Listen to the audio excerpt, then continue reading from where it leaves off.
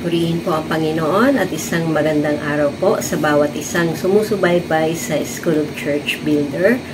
At patuloy po na sa biyaya ng Panginoon ay tumanggap po tayo ngayong hapon ng kapahayagan sa pagpapatuloy po ng aking sinimulang topic noong October 17. So, isang pasasalamat po kay Pastor Wilbert at Pastor Hasmin, ganun din po sa technical team ng School of Church Builder, at samahan niyo po akong manalangin sa ating pagsisimula. Aming Ama sa Langit, Diyos na banal, makapangyarihan sa lahat, patuloy po kaming lumalapit bilang mga anak mo at bilang mga nilikha mo, Panginoon, dahil sa iyo pong kapangyarihan, at salamat po, Panginoon, sa hapong ito. Malaya po kami na tumanggap ng iyong kapahayagan sa pamamagitan po ng tulong at gabay ng Banal na Espiritu. Salamat, aming Ama sa Langit. Makita mo po na ang aming puso ay isang matabang lupa na pagtatamnan ng iyong ng buto or ng seed ng iyong word, at patuloy po na makita mong mamunga ito sa aming buhay sa pangalan ni Jesus. So, last October 17 po ay tinalakay ko yung praying valiant prayers or yung prayer that move mountains. So, ito po yung sa atin pong pagpapatuloy. Balikan aral muna po natin. Sabi nga, prayer that moves mountain is the kind of prayer that push back the power of the enemy.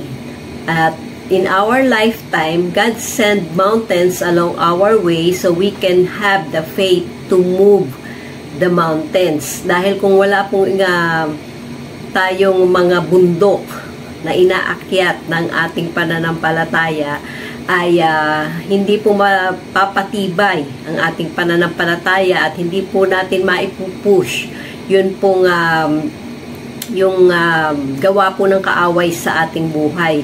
Mananatili tayong talunan pag hindi natin nagawa yon. So, naandun po na may pinapadala ang Panginoon na mga pagsubok, problema, maging ng pagpapala upang, sabi nga, yung character fortification na kasama po sa kingdom manifestation ngayong taon na to ay makita po sa atin. So, nasaan na po tayo sa ating paglakad sa mga bagay na nais ng Panginoon na makamtan natin.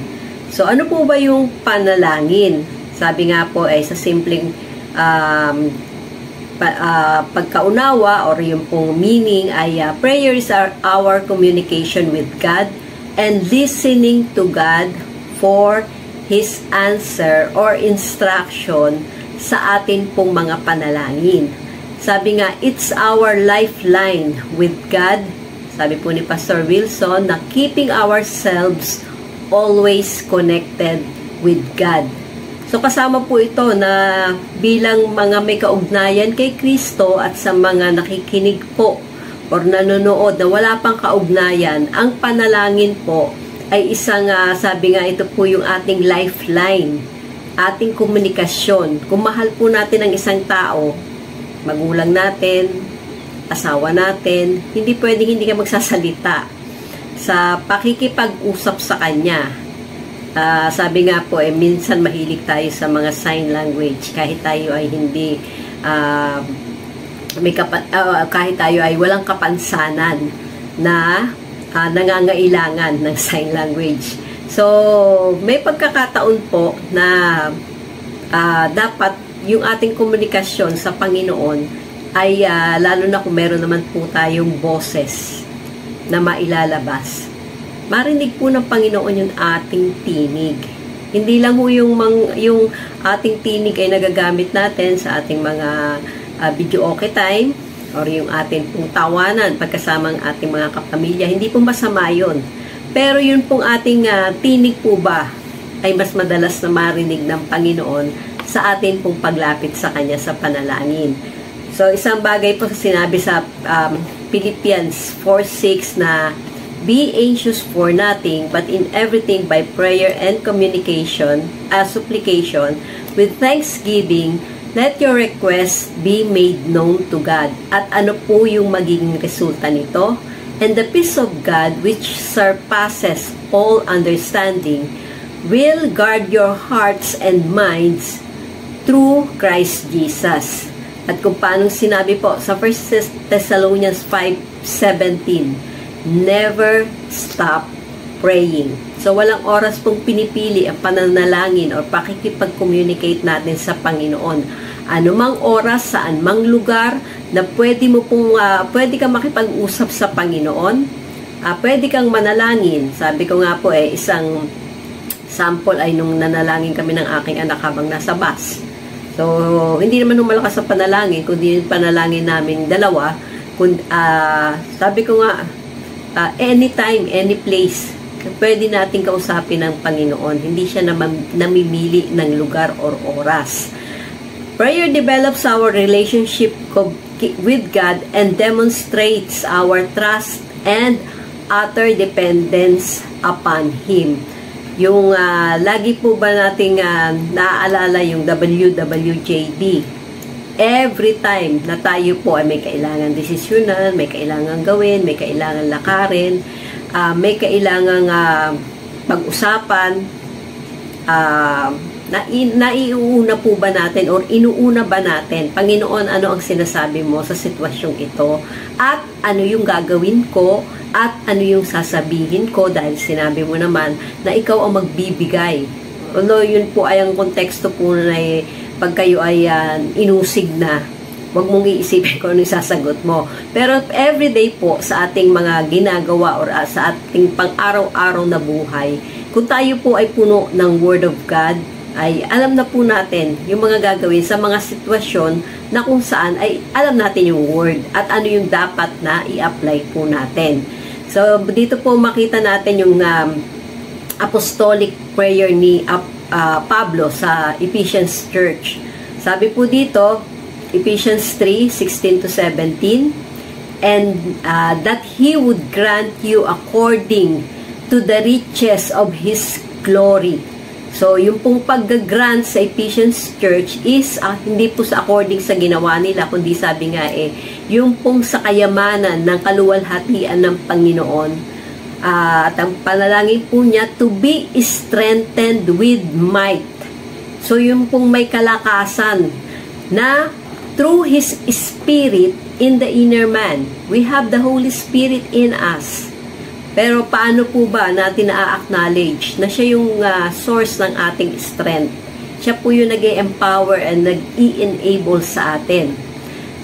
That Christ may dwell in your hearts through faith, that you, being rooted and grounded in love, ano po yung magiging resulta? Ephesians 3:18-19, may have power together with all the Lord's holy people. Sa ibang translation po, with all the saints. Living saints po ang mga mananampalataya. To grasp, so yung pong power, together with the saints, or yung holy people ng Panginoon, is to grasp how wide and long and high and deep is the love of Christ. So, gaano na po natin nalalaman? Gaano na po natin na take home? Kung gaano kalawak, kahaba, kataas, or gaano po kalalim ang pag-ibig ng Panginoon sa atin. And, kung nasukat na po natin to know how this love that surpasses knowledge, that you may be filled to the measure of all the fullness of God. Gaano na po yung measure ng Panginoon sa atin? All po ba? Half full? 1/4? 1/2? Sabi nga po yung all, the fullness of God. Ma-feel po tayo every day of our lives. Especially, ito po mga trying times sa mundo or kung may trying times man tayo sa ating sarili. So, as you see your life now, are you filled to the full measure of all the fullness of God sa buhay po natin? Matagal, bago pa lang na Kristiyano o nakakilala sa Panginoon, or hindi pa nakakakilala, nais po ng Panginoon na punan or punuin ka ng kanya pong ng kabuuan ng kanyang pagmamahal.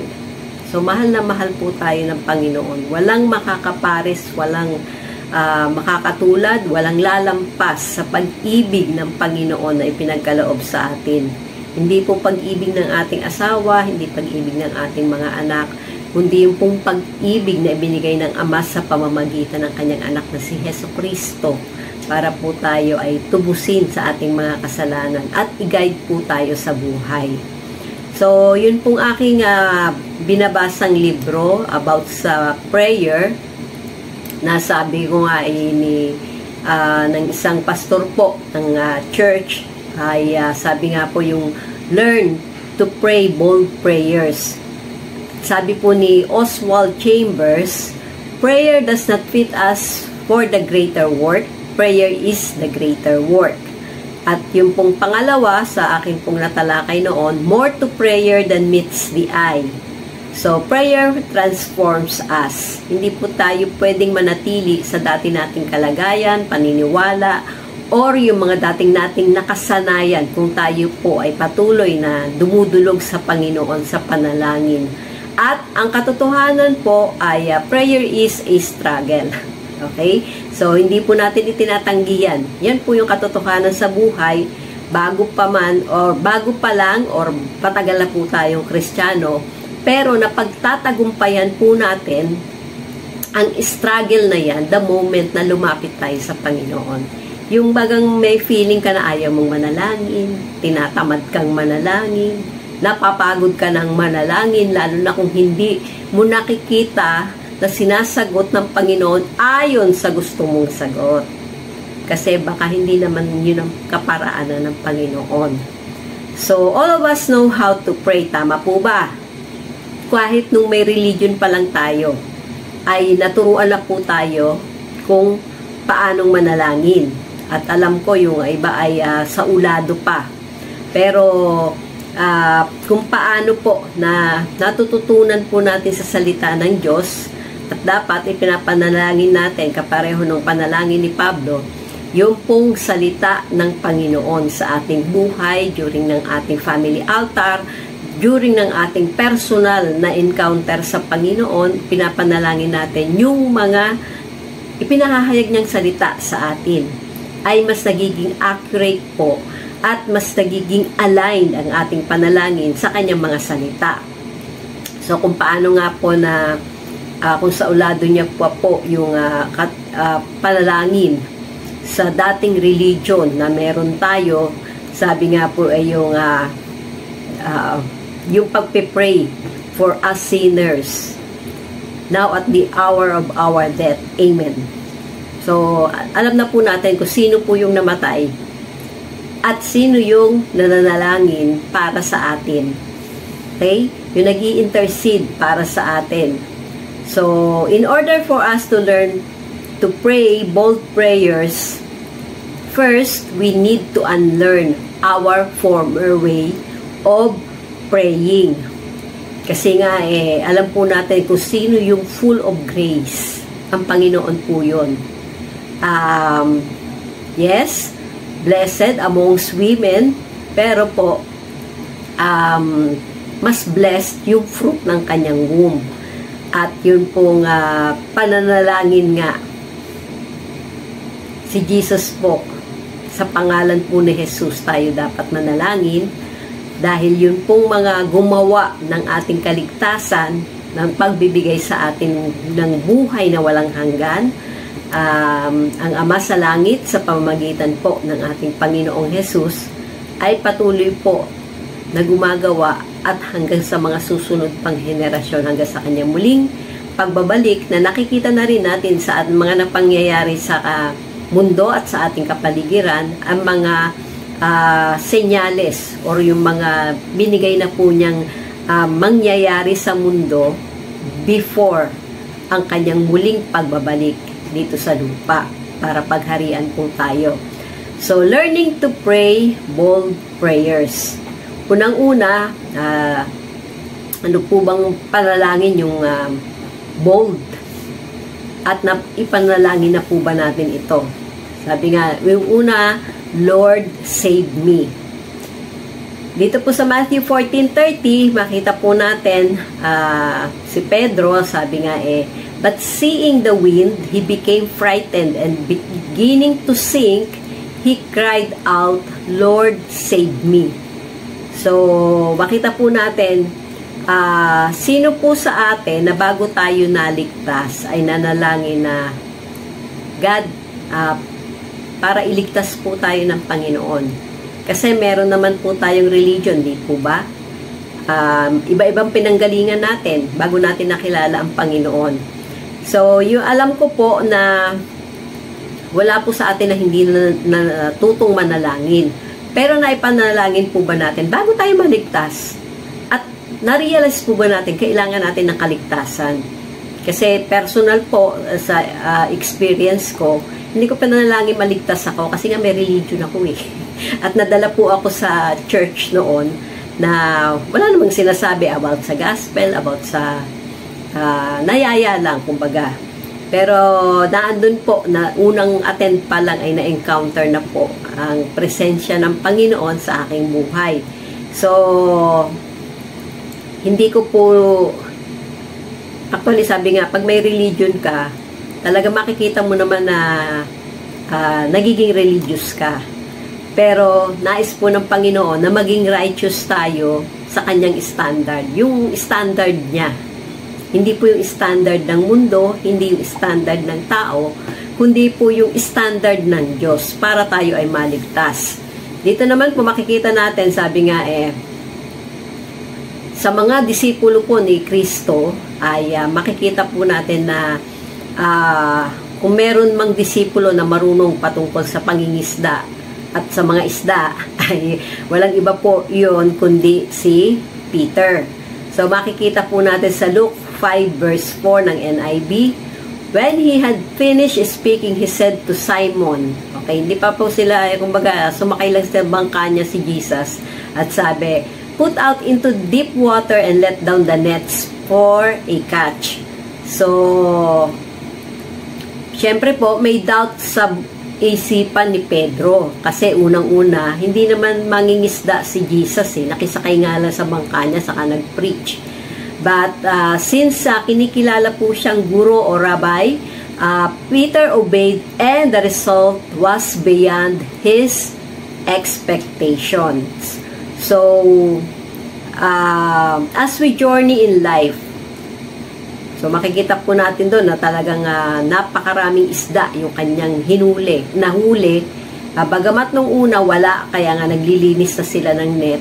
So, may pagkakataon po that as we journey in life one way or another, like Peter, even after the miracle of saving us from our sinful life or the troubles we had, ay minsan may doubt pa rin tayo or nagme-make excuse sa Panginoon. Lalo na kung alam nating may tawag tayo, merong ipinapagawa ang Panginoon, may ipinaaabot ang Panginoon, may ipinasasabi ang Panginoon.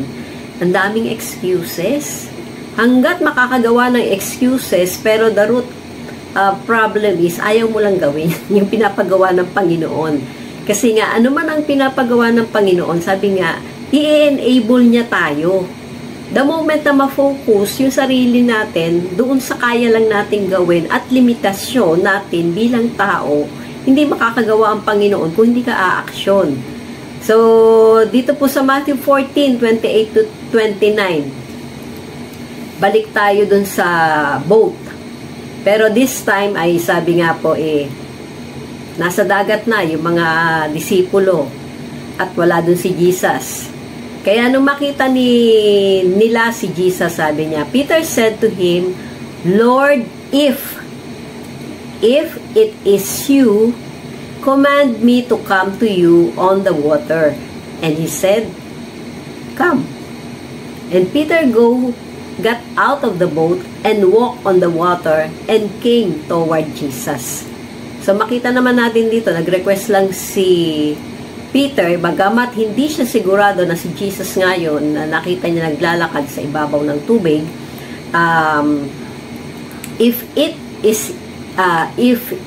is you, so hindi siya sigurado, sabi lang, command me to come to you on the water. At sinabi man ni Jesus, so come. Maganda kay Pedro, sumunod agad. Hindi na nag-testing muna. Baka malalim ito. Hindi ba siya marunong lumangoy? Hindi ko po alam kung may mga mangingisdang hindi marunong lumangoy. Pero may mga mangingisdang nalulunod. Okay? Lalo na po kung malalakas yung alon at yung may mga pagkakataon na dahil sa aksidente, ayun, nalulunod. Pero makita natin sa buhay ni Pedro, meron din tayong mga ifs sa Panginoon. So, in our walk with God, we experience that Jesus is someone we should depend on, and what He says should be followed. So, bagamat may doubt, pero makita po natin na we can depend on Jesus. So, bago tayo lumapit sa Panginoon, Lord, kung may doubt, alam mo sa sarili mo na nagdududa ka sa Panginoon at sa kaya niyang gawin sa buhay mo o sa sitwasyon mo, alisin mo muna yung pag-aalinlangan. At paano mo aalis yun? Manalangin ka, and then at the same time mag-confess ka ng positibo at kung ano yung gusto mo na gustong ipasabi ng Lord sa panalangin mo. Yes, we can create our own prayer. Pero ano po yung pinanghahawakan mong salita ng Panginoon? So, dito makita natin po yung sumunod si Pedro. Umalis siya ng boat at nagpunta sa tubig. Pero sabi nga, but seeing the wind, he became frightened. So una, and beginning to sink, he cried out, Lord, save me. So, just like Peter, we are seeing the wind. So, yun pong sa buhay natin. Hindi pwedeng, may mga pagkakataon, pero sana wala naman ngayon. Nakikita mo yung wind. Sino na nakakita ng wind? Okay. So, makita mo na nararamdaman yung hangin. Pero hindi makikita. Sino na nakahawak sa hangin? Bigyan ko 100. So, makita po natin na sa una, nakita ni Pedro yung wind. Ano yung mga wind sa buhay natin? Yung ating kalusugan. Yung hindi maganda ng kalagayan ng ating kalusugan, lalo na po sa panahon natin, maraming sinisipon, inuubo, nilalagnat. Yan. Yung may pagkakataon sa ating business, hindi masyadong mabili, or kukunti yung customer, or may mga supply na hindi nakakarating, yung pong edukasyon ng ating mga anak. Maaaring dumarating sa pagsubok, pero lilipas din yan. Lahat ng pagsubok, lahat ng problema sa buhay, hindi naman nananatili yan eh. Isipin nyo naman kung may bagyo na dumating sa ating bansa at hindi na umalis. Yung konting ulan nga lang talagang grabing baha na po ang nararanasan sa iba-ibang parte ng Pilipinas. How much more kung nanatili? So, ganun din po yung ating mga nagiging problema sa buhay. Panandalian lamang yan. At depende sa atin paano natin tinitignan. So, do we become fearful about the future? Lalo na kung nagkakaedad na tayo. Ayan. Yung mga, actually, mas maaga ngayon ang preparation ng mga Gen Z. Okay? Yung pong mga next gen. Maaga silang ibinibless, tinuturuan, at kung nagpapaturo, ay maaga pong naihahanda ang kanilang future.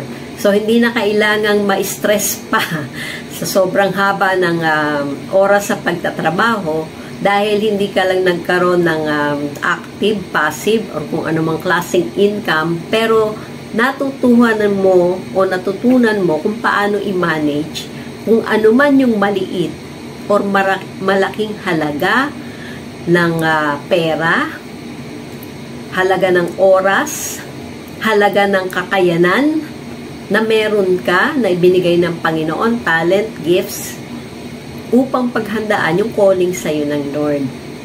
Maliit or malaki, alam mo nang i-manage. Kasi, nagpapaturo ka, natututo ka.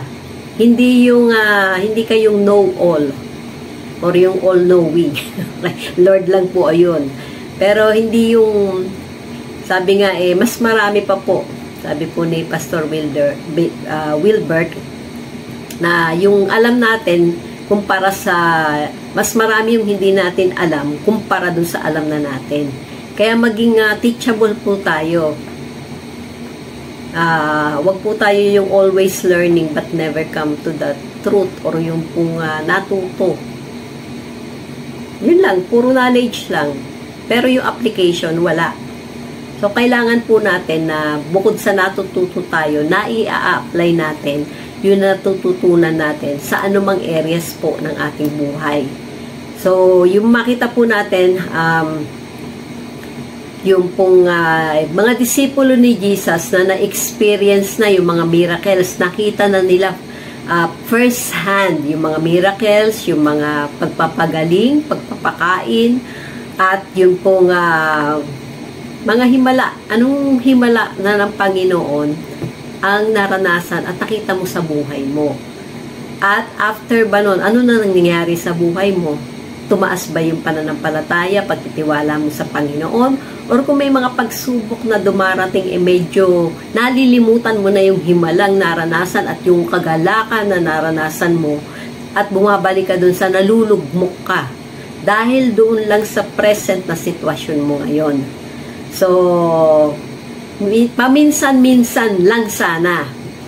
We cannot go to the other side of the boat or yung sea, yung pong a much better life, a greater ministry, or opportunity to extract more of your potentials or yung greatness na meron po sa atin na inilagay ng Panginoon because of the doubts we have after we have seen the miracle working power of God in our lives, in the lives of our family, yung mga transformation, mga changes na nangyari, pag-angat ng buhay, pag-angat ng stature, pag-increase ng pananampalataya, pagkatuto sa mga pagkakamali, at hindi na inulit.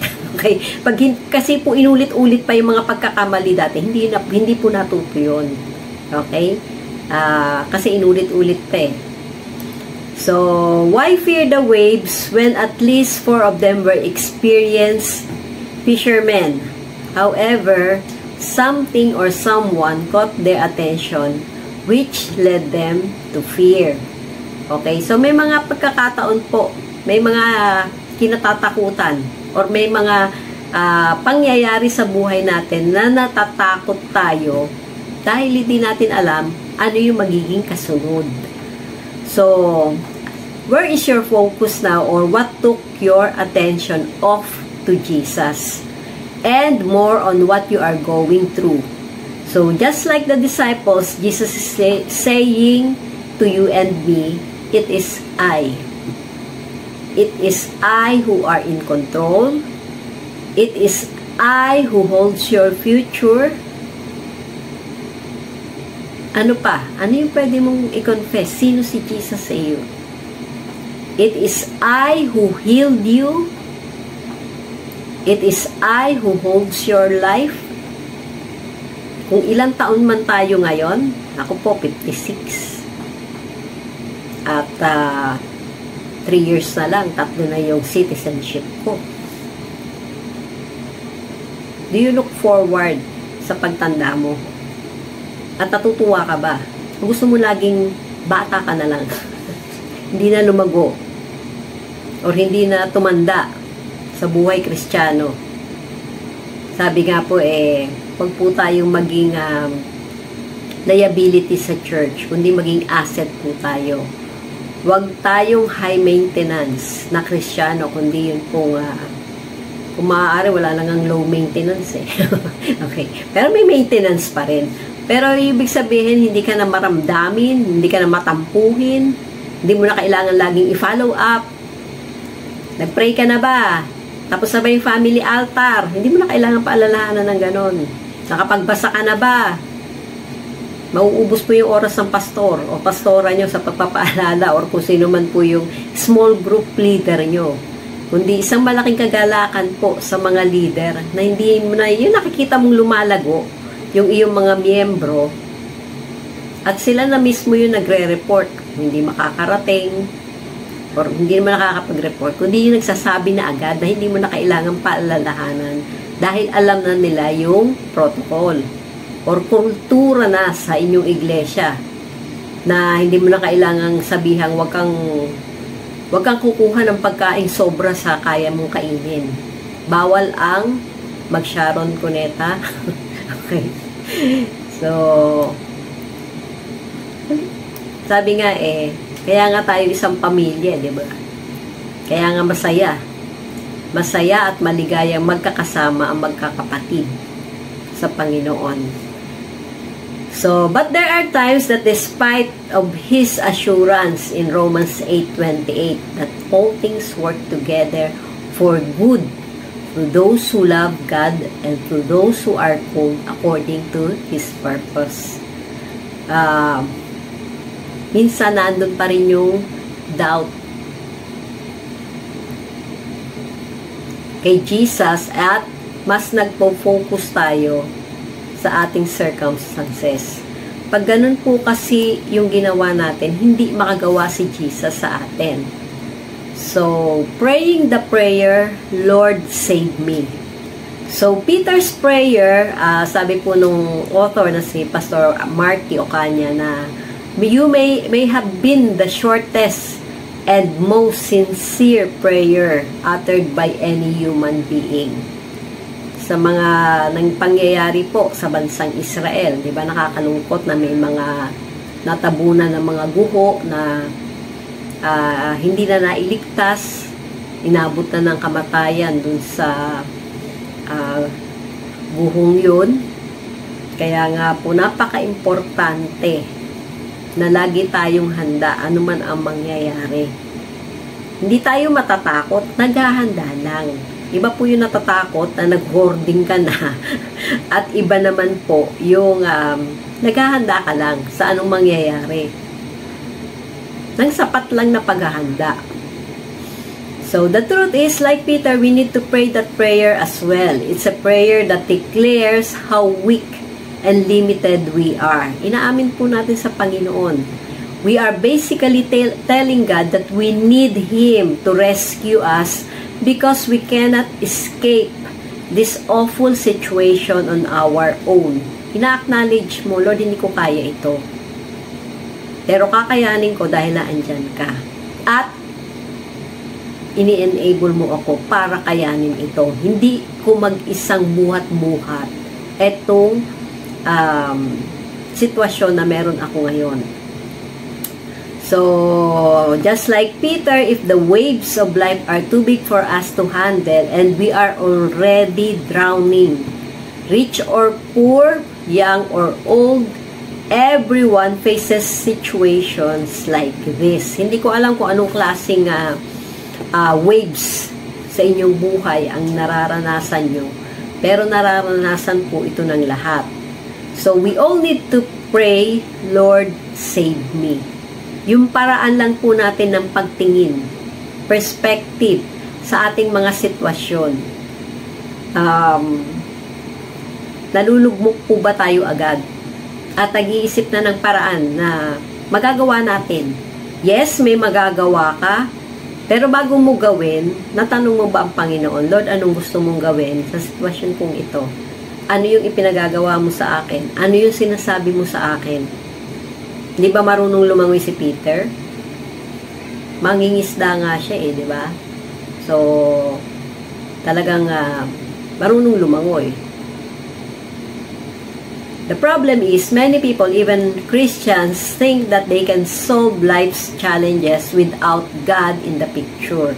We tend to forget to go to Him when the going gets tough. Lalo na kung yung bigat na tayo, tapos ayaw pang lumapit sa Panginoon. Pilit mong kinakaya, hindi na nga kaya eh. Ba't hindi ka pa makalapit? So, let's learn that in case of any problem, whether big or small, it should be lifted up to God in prayer. Walang malaki or maliit na problema sa Panginoon. Basta inilapit po natin sa panalangin. We should learn to trust Him and His ways. We should trust that He truly saves. Hebrews 7:25 ng NASB. Therefore, He is able also to save forever those who draw near to God through Him, since He always lives to make intercession for them. So, sino po yung nag-i-intercede for us? Si Jesus po yun. At makita po natin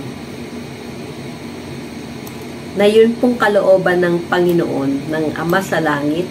Mas alam mo niya kaysa sa atin. Pero ngayon, alam natin, dahil nagbabasa tayo. Nagbabasa po ba kayo everyday? Mahal niyo po ba ang salita ng Panginoon at mahal niyo ba ang Panginoon? So, maging assured po tayo at wag po tayong mahiya na manalangin na, Lord, save me. So, yung paano po tayo matuto to pray bold prayers?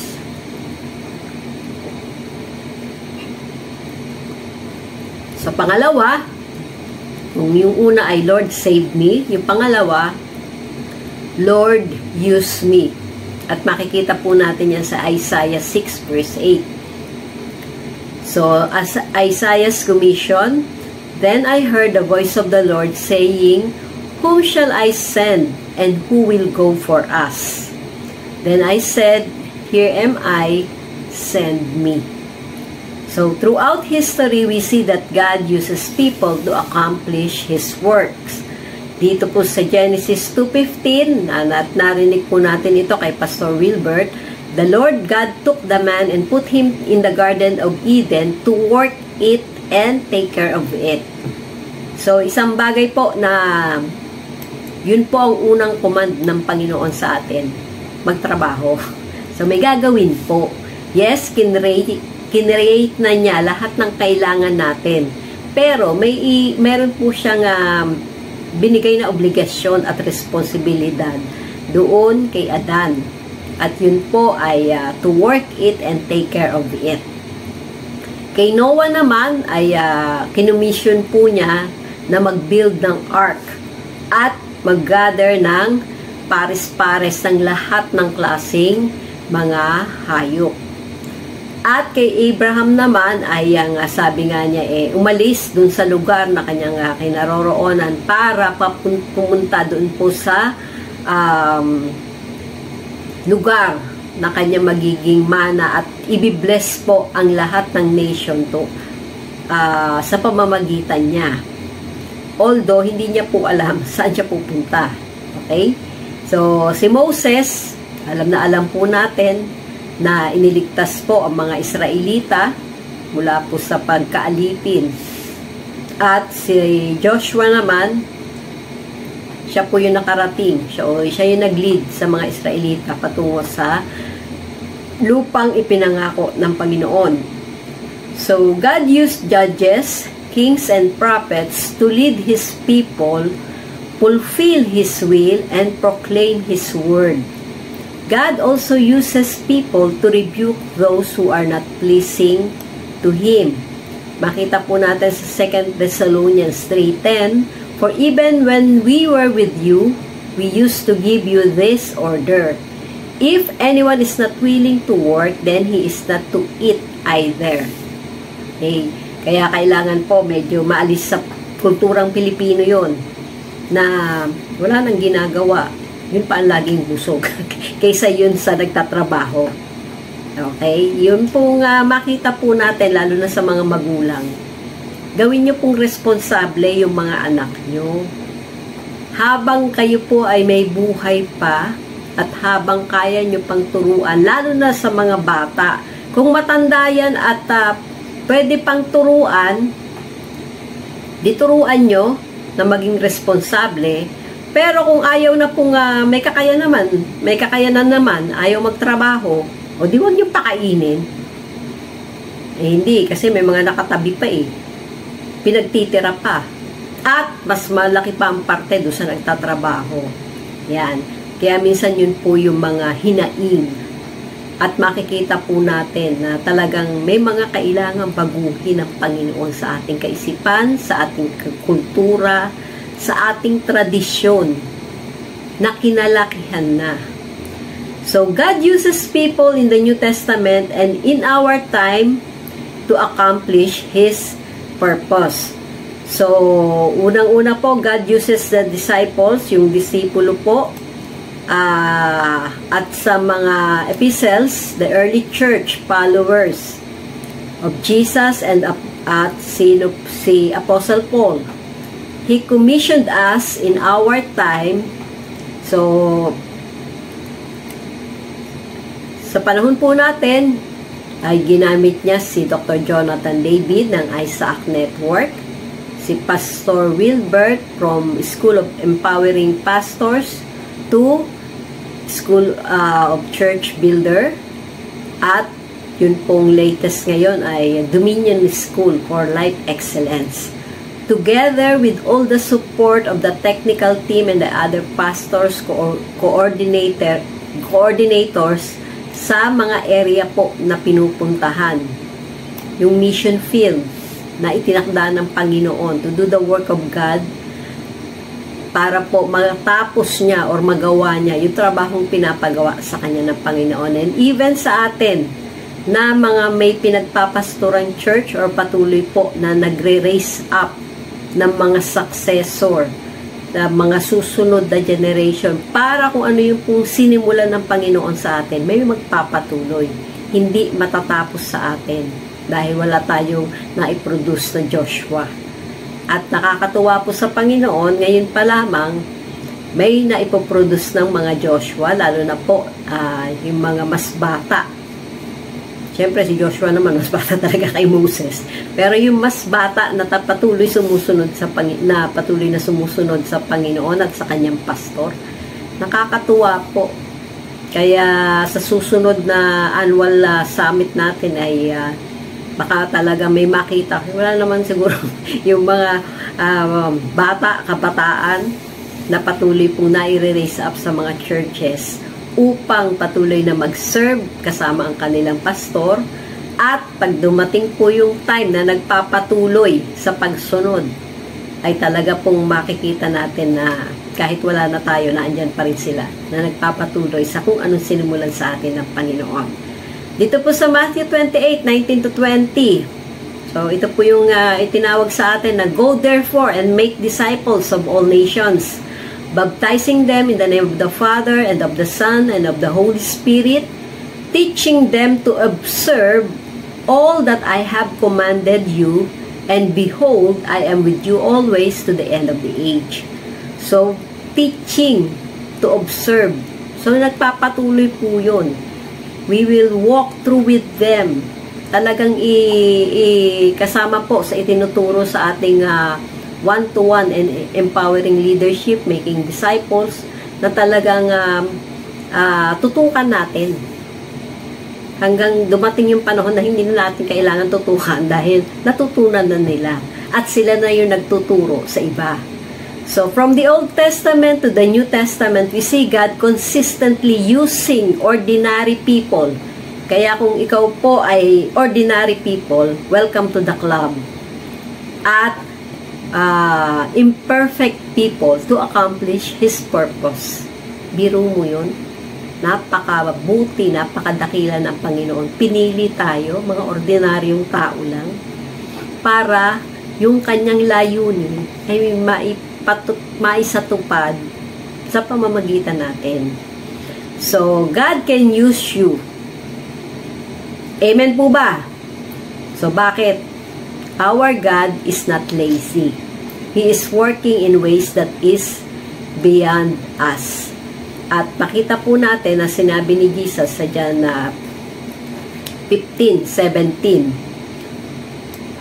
In his defense, Jesus said to them, "My Father is always at his work to this very day, and I too am working." So kung mismo si Jesus ay sinabi ito, kailangan sinasabi rin natin ito sa ating panahon ngayon. I too am working.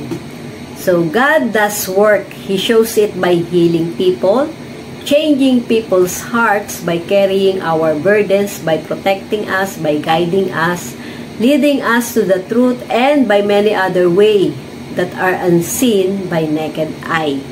So what is His greatest work?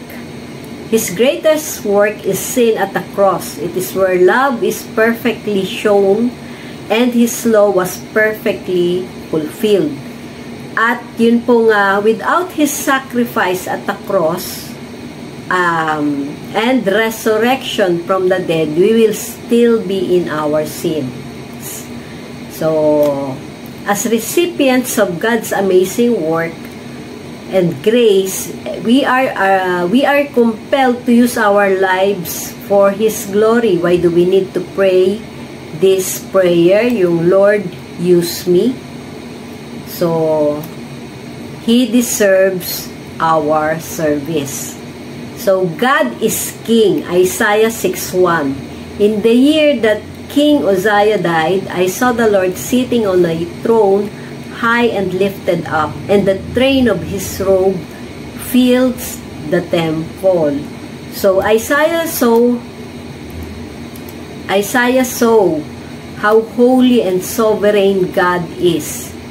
Israel was in chaos because their king had died. So during this time, transitions of rulers were challenging for the nation. Same thing po sa ating barangay and SK election. At nakikita po natin at naririnig sa balita na sa mga ibang lugar ay nag-atrasa na po ang mga teachers para maging kabahagi doon po sa gaganaping eleksyon. So, dito naman hindi naman okay, hindi na, pero na yun pong transition period ay talagang malaking adjustment, malaking challenge sa bawat barangay, sa bawat kandidato. At nawa po naging discerning po kayo kung sino yung iboboto.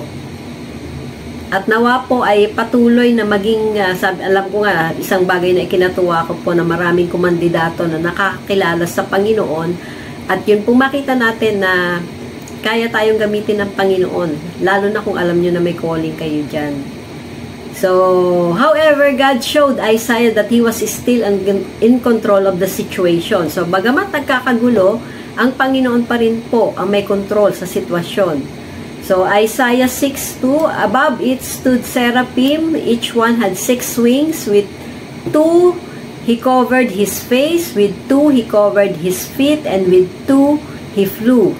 And one cried to another and said, Holy, holy, holy is the Lord of hosts, the whole earth is full of His glory. So, Isaiah saw angels worshiping the King, who is still seated on His throne kahit nagkakagulo po ang mga bansa. Okay? So, it's kahit may lindol, kahit may giyera, kahit may pumutok na bulkan, He is in control. He is still seated on His throne. It's a picture of absolute security. Isaiah was reminded that God is still God, and no matter how uncertain things may be in their nation, he became certain that God is sovereign in every way. O katulad po ng presenteng nangyayari sa bansang Israel at sa mga iba pang bansa na meron pong digmaan. So, our view of God greatly affects how we live our life. If we don't see God as King, then we won't submit ourselves to Him or sa Kanya pong authority. So, yun pong, but if we see God as someone highly exalted and deserves all praises, then our actions will show reverence, and holy fear. Then, paano po na kailangan natin na bakit natin kailangan ipag-pray yung God, use me? So, dahil He deserves our service, bakit? God is our Savior. When Isaiah saw God's holiness, he realized how clean He was.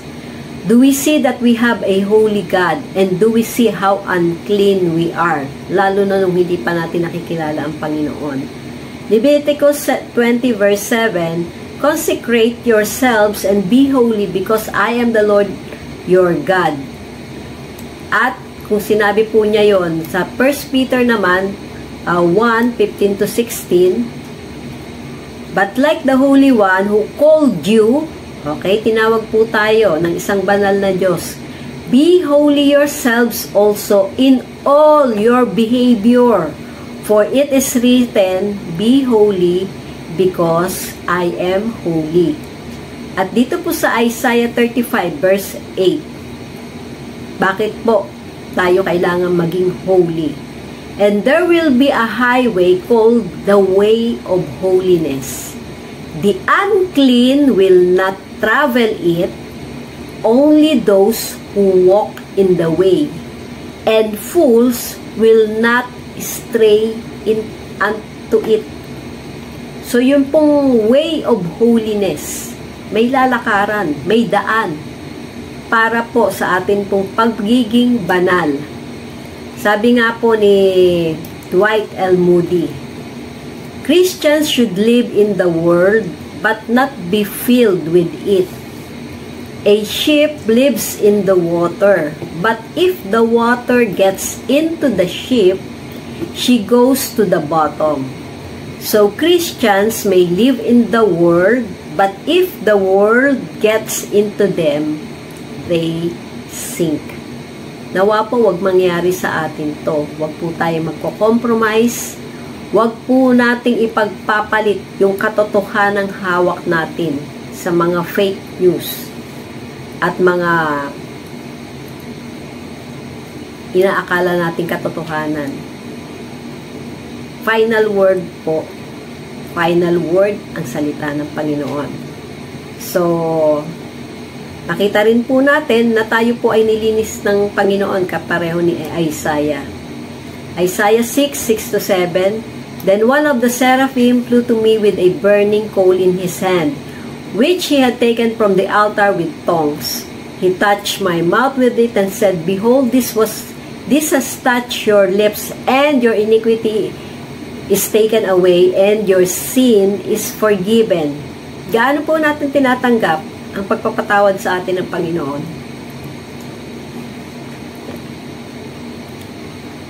Namumuhay po tayo bilang isang niligtas ng Panginoon. Nakikita po ba ang asin at ilaw sa buhay natin? So, just like Isaiah, we may be utterly moved by the grace of God that we desire for God to use us in whatever way. Likewise, knowing how lost we are because of our sins and receiving God's amazing grace should move our hearts to be used by Him. So we usually respond with gratitude to people who've shown extraordinary grace to us. What more to the person who gave his life so we may live? At pangatlo, He deserves our service. So, Lord, use me. God is our Creator. As created beings, we are wired to serve someone or something.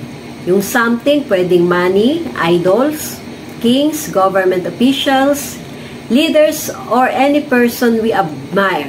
We can also serve false or imaginary gods, angels, or even demons. In today's generation, we can serve ourselves and allow our desires to rule us. Love yourself.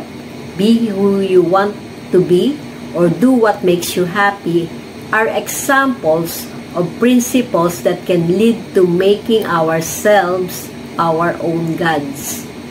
Or we can serve the Creator of the universe. He knows our purpose, what's best for us, and He never makes a mistake. So makita po natin, Genesis 1:26-27, Then God said, Let us make man in our image, after our likeness. So God created man in His own image. In the image of God, He created them. Male and female, He created them. At sa Psalms 104, verse 30-31, When you send forth your spirit, they are created, and you renew the face of the ground. May the glory of the Lord endure forever. May the Lord rejoice in His works. So in other words, He formed you and me. He perfectly did it.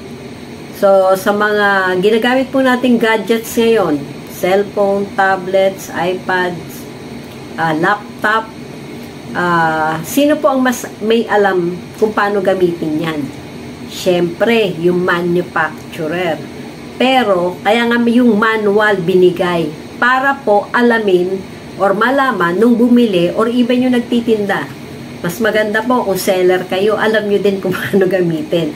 At mas nakakahikayat ng customer kung alam nyo po kung ano yung itinitinda yung produkto at kung paano gagamitin ito.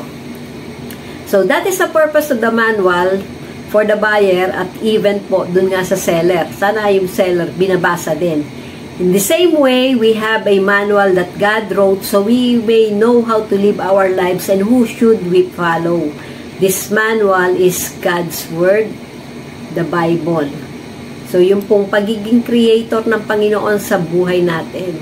It teaches us the truth about life, about love, about the past, about the future, about our biggest problem, about the greatest solution to our problem.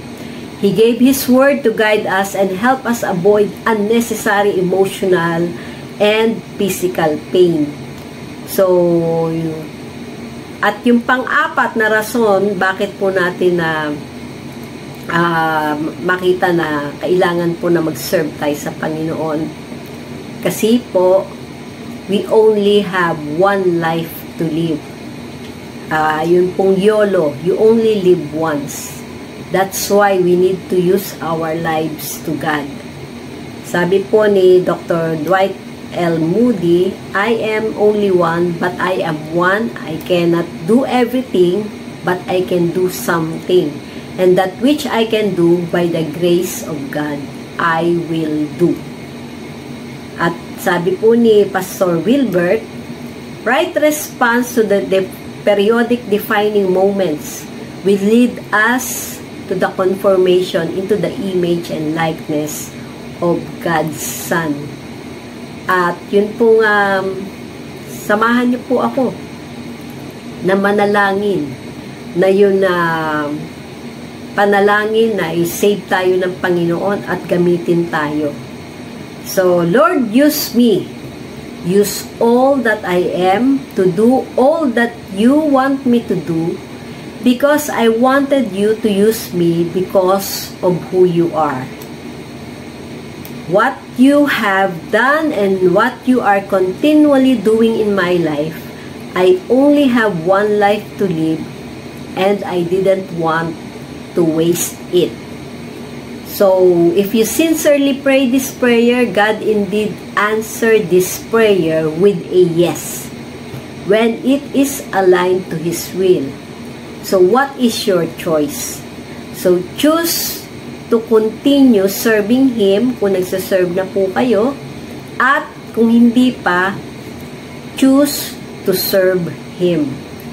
So, there are many of us that are willing to do great things for the Lord, but few of us are willing to do little things. So, start po natin, Lord, use me. Gamitin ka ng Panginoon sa bahay, sa eskwelahan, sa paggawa ng mga mabuting bagay, pagsasalita ng mabuting bagay. Hindi po yung puro Hindi mabuting bagay ang lumalabas sa bibig mo. Life and death are in the power of the tongue. At paano po natin yung magagawa? Being filled, sabi po ni Pastor Wilbert, with the Holy Spirit is an essential requirement in any God-given assignment. So you can start right, stay focused, and finish strong. So, nawa po ay patuloy nating maipanalangin ang bold prayer na yan. At sa atin pong pagtatapos, kung naipanalangin nyo po yun na Lord, save me, Lord, use me, expect kung ano po ang gagawin ng Panginoon sa inyo simula sa araw na to. Magandang araw po sa inyong lahat sa pangalan ni Jesus.